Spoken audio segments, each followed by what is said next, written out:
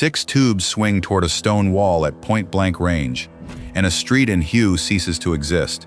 The recoilless rifles fire almost together, and the backblast rips down the road in a howling wave of grit and broken masonry, blowing the dust of the whole block into the air. When it clears, the front of the building is gone, not damaged, gone. Where there was a wall there is now a hole a man can walk through, and the machine gun that had been firing from inside it has stopped. Nobody killed the gunner. The room he was standing in is no longer there. The Marines who had been pinned in that street for the last 20 minutes get up and go in through the hole. They had tried the corner 3 times. Every man who stepped into the open had been hit, and the buildings on both sides were solid stone, and there was no way around, and the gun was not running out of ammunition. And then a small tracked box came up behind them, barely taller than a man, with 6 long tubes bolted to its sides, like something a workshop had welded together on a bet, and it solved the problem by deleting the building. That machine had been rejected as useless. The United States Army looked at it and turned it down flat. By 1967, it was almost gone. Half of them cannibalized for spare parts, an embarrassment nobody wanted. And in the worst urban battle American troops had fought in nearly 20 years, it became the single most effective supporting weapon the Marines had. This is the story of the M50 Ontos.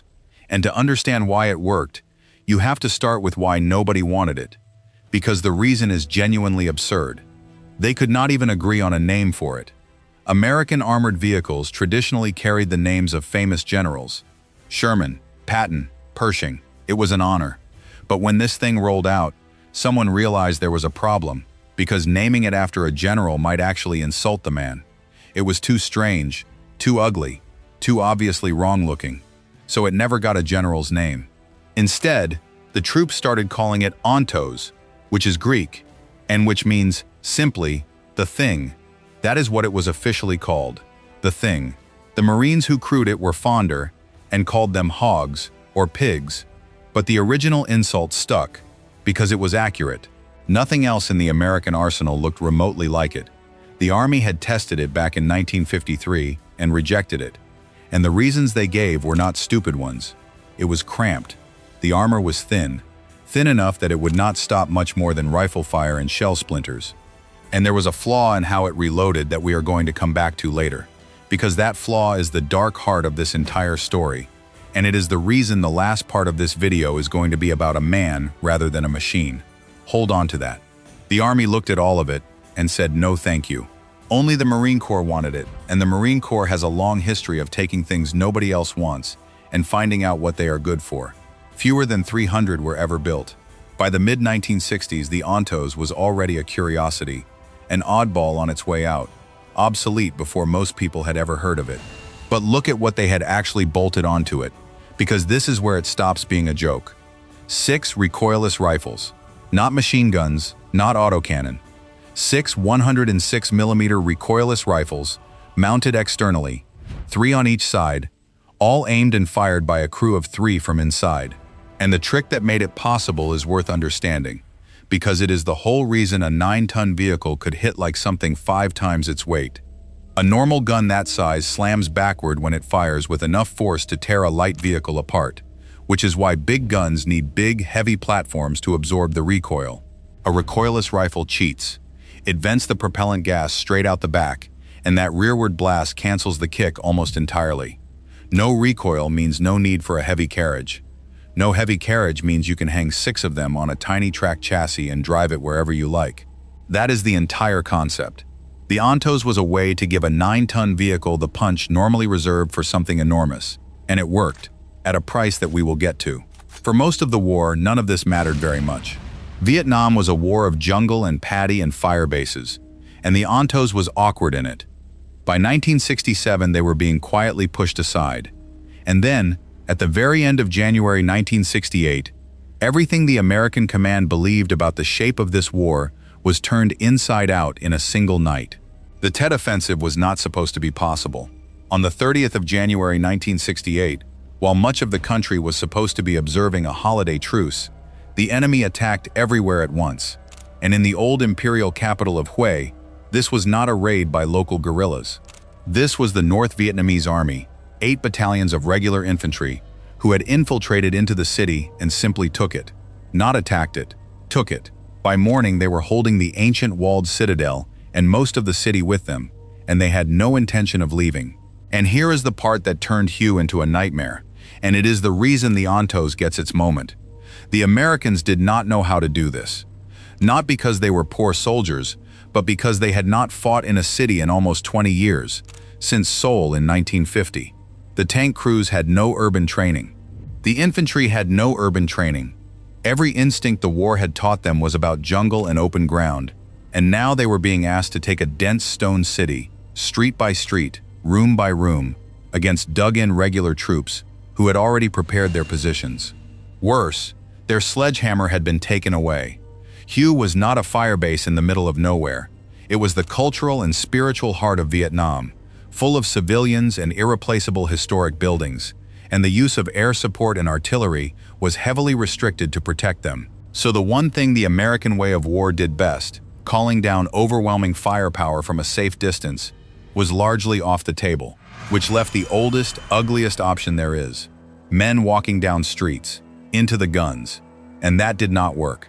Frontal assaults up open streets against prepared positions cost Marines their lives for almost no ground. Every window was a potential firing position. Every intersection was a killing zone. Progress was measured in meters, paid for in casualties. What the Marines needed was something very specific, and no one had planned for it. They needed a weapon that could smash through a wall at close range, right now, on the infantry's timetable, without leveling the neighborhood.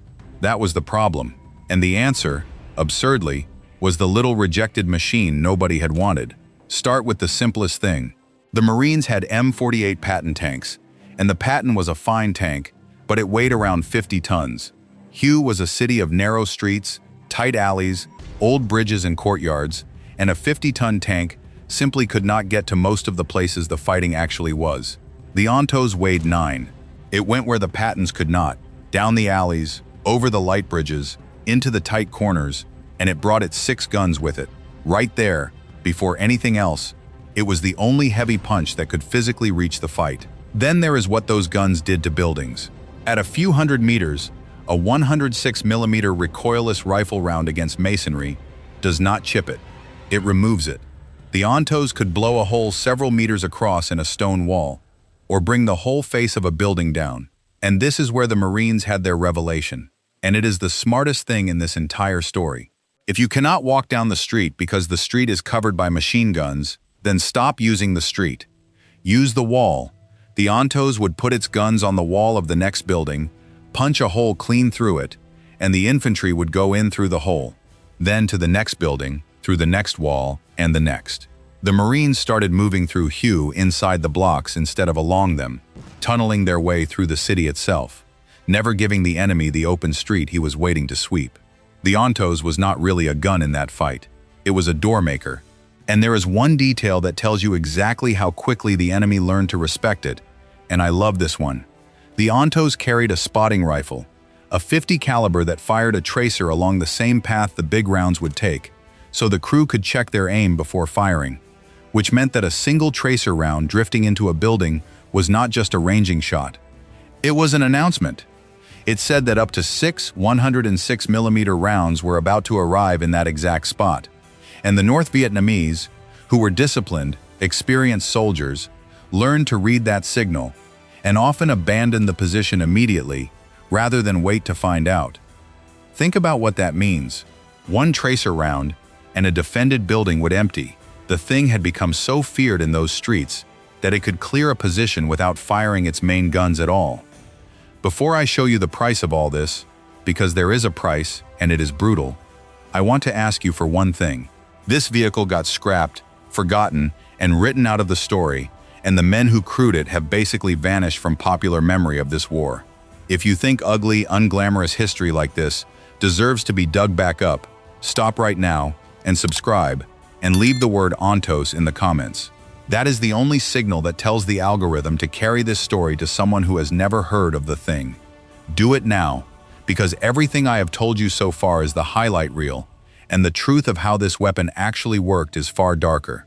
Here is the flaw the Army saw back in 1953, the one I told you to hold on to. Those 6 rifles were mounted on the outside of the vehicle. There was no way to reload them from within. So when the guns were empty, someone had to open a hatch, climb out of the armor, stand up in the open, and load them by hand. From the outside, 1 round at a time, in the middle of the battle. Sit with that. The most effective supporting weapon in the worst street fight of the war depended, every few volleys, on a young man voluntarily leaving the only protection he had and standing exposed on a street where snipers and machine guns had already killed his friends. The rounds themselves were heavy, something like 17 kilos each, so this was not quick work, and there was no way to hurry it. The Ontos carried only a limited number of rounds ready to go, on the order of 18, which sounds like a lot until you realize 6 of them go with a single squeeze. A few volleys, and someone had to get out, and the enemy learned that too. They learned to watch a firing Ontos and wait, because they knew that within a minute or two, a man was going to appear on top of it, in the open, with his hands full. There is one more thing, and it is the ugly twin of the whole recoilless concept. Remember that the guns work by venting the blast out the back. That back blast is enormous, and in a street it does not just make noise. It picks up everything behind the vehicle: dust, gravel, chunks of masonry, broken glass, and hurls it down the road at lethal speed. The Ontos was dangerous to be behind. Its own crew and the infantry working with it had to know exactly where not to stand, because the thing that killed the recoil could just as easily kill them. Every advantage this machine had came with a matching danger pointed straight back at the people using it. That is the honest picture of the Ontos in Hue. It was not a wonder weapon, it was a brutal trade. Extraordinary firepower in a package small enough to reach the fight, paid for with thin armor, and a reload that asked a man to bet his life every few minutes. And picture what that felt like from inside, because we have been talking about this machine from the outside all along. 3 men in a box barely bigger than a small car, packed in around the ammunition, in the heat, in the dark, with the noise of a city fight hammering on the hull. The armor around you is thin enough that you know it. You can hear rounds striking it, and every one of them tells you how little is between you and the street. You are not up high, looking down from a tank's commanding height. You are down at ground level, in the rubble, close enough to the buildings that a man leaning out of a second-floor window is almost directly above you. You fire, the whole world goes white with dust, and the wall in front of you comes apart, and then the guns are empty, and everyone in that little compartment knows what happens next, and who has to do it, and that the enemy out there knows it too. There is a moment before the hatch opens that is as bad as anything in this war, and then it opens anyway, which brings us to the part of this story that actually matters, and to the reason I have been calling this a story about a machine when it never really was. One of the Marines who fought at Hue was a man named Dale Dye, who would later become well known for bringing realism to war films, and who saw about as much combat as anyone. Years afterward, asked about the bravest thing he ever witnessed, he did not describe a general, or an ace, or a famous hero. He described a skinny private first class from Kansas, a loader on an Ontos.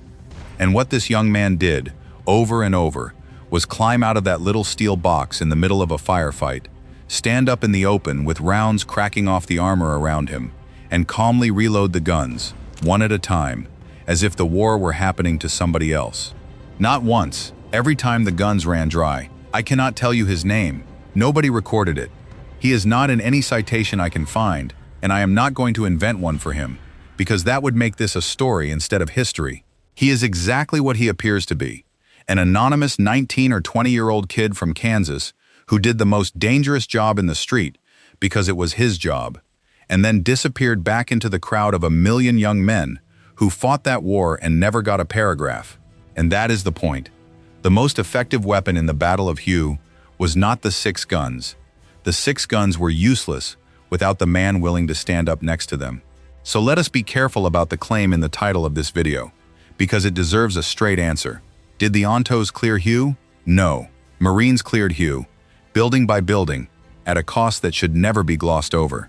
Around 140 of them died in that month of fighting, and many more were wounded, in a battle that was as close to hell as this war produced. What the Ontos did was make their job survivable more often than it would otherwise have been. And the man who commanded the Marine Regiment in that fight, Colonel Stanley Hughes, gave the machine the verdict that closes the case. He called it the most effective of all the Marine supporting arms in the Battle of Hue. Not one of the useful ones. The most effective of all of them. That is the vehicle the Army rejected as not worth having. And there is one last place this ugly little machine turned up that ties it into everything else happening in that terrible year. While Hue was being fought house by house, far to the north the Marines at Khe Sanh were dug in under siege, waiting for a human wave assault that could come any night. 10 Ontos were flown in by helicopter to strengthen that perimeter, sitting there in the red dust with their 6 guns pointed out into the dark, loaded with anti-personnel rounds that fired thousands of steel darts in a spreading cone, waiting for a mass attack. That is a video of its own, and we will come back to it. But hold that image, because it is the same siege, the same nights, where the gunships were orbiting overhead pouring fire into the wire. The same handful of surrounded men, covered by 2 of the strangest weapons America ever built. The story ends the way it began, with a shrug. The Ontos was retired in 1969, barely a year after Hue. Most of them were scrapped without ceremony. A handful of the hulls ended up sold off and put to work in forestry services, driving through swampy ground fighting brush fires. Because the one thing everyone agreed on was that the little track chassis was good in bad terrain. That is how the most effective supporting weapon of the worst battle of the war finished. Cut up for scrap or putting out fires in a marsh. That is the real lesson of the thing, and it is the same lesson as the ugly old propeller plane that would not leave. Militaries fall in love with what looks impressive. What actually saves lives is often small, ugly, awkward, and rejected, and it only reveals itself in the one narrow situation nobody planned for. Nobody wanted the Ontos. Nobody could even name it, and when the Marines found themselves in the one fight it had accidentally been designed for, it did what nothing else in the American arsenal could do, right up until the moment somebody had to climb out and load it again. But the Ontos was only the tool. It could break a wall. It could not take a fortress. And on the other side of the river from where all of this was happening stood the Citadel of Hue, a vast stone stronghold with walls tens of feet thick, built by emperors centuries before, and now held by North Vietnamese regulars who had no intention of ever giving it up. What happened inside those walls over the following weeks was the hardest fighting American Marines had seen since the Second World War, in a place where their firepower was forbidden and their enemy was waiting. That is the story we are telling next, because if you think a street in Hue was bad, wait until you see what was behind the walls.